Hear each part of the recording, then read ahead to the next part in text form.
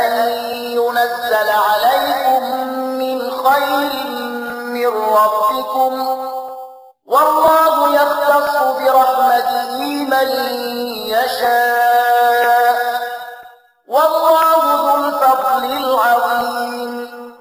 او خلکو چې د حق د بلنې لمنلو نه انکار کړی دی کله اهل کتابونه وي که مشرکان وي هیڅکله دا نه خوښوي چې ستاسې د رب له خوا دې تاسې ته څه ښېګڼه راشي خو د الله چې هر چا ته خوښه شي د خپل رحمت لپاره یې غوره کوي او هغه د لوی فضل خاوند دی.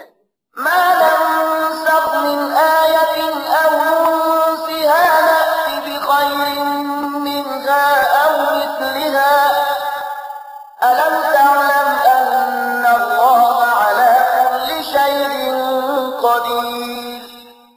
مونږ چې خپل کوم آیت منسوخوو یا یې ستا د زړه څخه هېروو د هغه په ځای له هغه نه ښه راوړو یا لږ تر لږه همغسې آیا ته په دې نه پوهېږې چې الله په هر څه قادر دی؟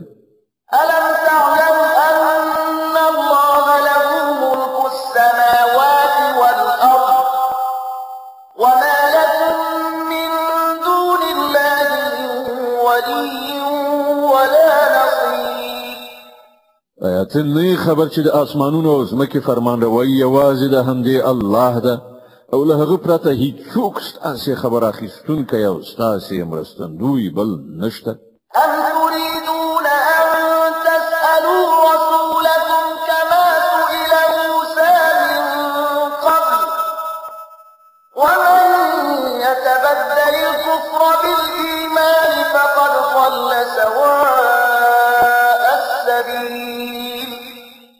آیا تاسې غواړئ له خپل پیغمبر نه هغه شان پوښتنې او غوښتنې وکړئ لکه چې دې نه مخکې له موسی نه شوي دي؟ په داسې حال کې څوک چې د ایمان رویه د کفر په چارچلن بدله کړي هغه له سمې لارې نه واوښت. د بقرې مبارکه سوره چې د قرآن عظیم شان دوهمه سوره ده په مدینې منورې کې رانازله شوې ده 286 مبارک آیاتونه لري. تلاوت او پښتو ترجمه یې له 109 آیت څخه اورئ. ود كثير من أهل الكتاب لو يردونكم من بعد إيمانكم كفارا حسدا من عند أنفسهم من بعد ما تبين لهم الحق فاعفوا واصفحوا حتى يأتي الله بأمره إن الله على كل شيء قدير. زیاتره اهل کتاب دا غواړي چې په یو ډول نه یو ډول تاسې له ایمانه بیرته د کفر لوري ته وګرځوي که څه هم حق هغو ته څرګند شوی دی خو د خپلې نفسي غوښتنې له امله ستاسې لپاره دا غواړي د هغه په جواب کې تاسې له عفوې او تېرېدنې نه کار واخلئ تر څو چې الله په خپله فیصله نافظه کړي. ډاډه اوسئ چې الله تعالی پر هر څه قادر دی. وأقيموا الصلاة وآتوا الزكاة وما تقدموا لأنفسكم من خير تجدوه عند الله إن الله بما تعملون بصير. لمونځ قایم کړئ زکات ورکړئ تاسې چې د خپل عاقبت لپاره څه نیکي سرته ورسوئ وړاندې ولېږئ د الله په وړاندې به هغه موجودې ومومئ څه چې تاسې کړي وي الله د هغو ټولو لیدونکی دی. وقالوا لن يدخل الجنة إلا من كان هودا أو نصارى تلك أمانيهم قل هاتوا برهانكم إن كنتم صادقين. د هغو دا وینا ده چې هیڅوک به جنت ته لاړ نشي تر څو چې هغه یهودین نه وي یا د عیسایانو د ګمان له مخې عیسایي نه وي. دا د هغو هیلې دي دوی ته ووایه خپل دلیل وړاندې کړئ که تاسې په خپله دعوا کې رښتیني یاست. بلى من أسلم وجهه لله وهو محسن فله أجره عند ربه ولا خوف عليهم ولا هم يحزنون. په اصل کې نه ستاسې څه ځانګړي توب دی او نه د بل چا حق خبره دا ده هر څوک چې خپل ځان د خدای اطاعت ته وقف کړي او په عملی توګه ښه چلند غوره کړي د هغه لپاره د هغه د رب په نزد د هغه اجر شته او پر داسې خلکو څه ویره او کړاو نشته. وقالت اليهود ليست النصارى على شيء وقالت النصارى ليست اليهود على شيء وهم يتلون الكتاب كذلك قال الذين لا يعلمون مثل قولهم فالله يحكم بينهم يوم القيامة فيما كانوا فيه يختلفون.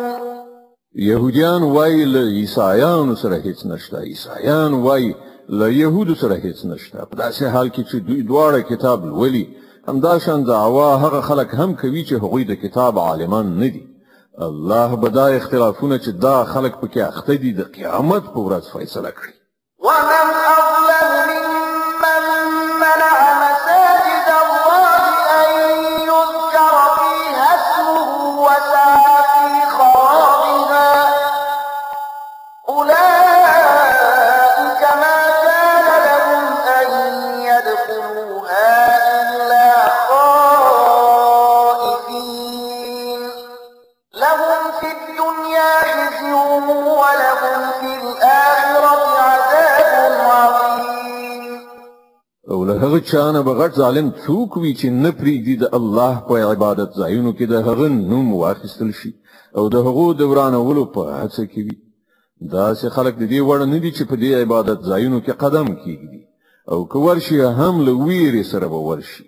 د هغو لپاره خو په دنیا کې رسوایي او په آخرت کې لوی عذاب دی.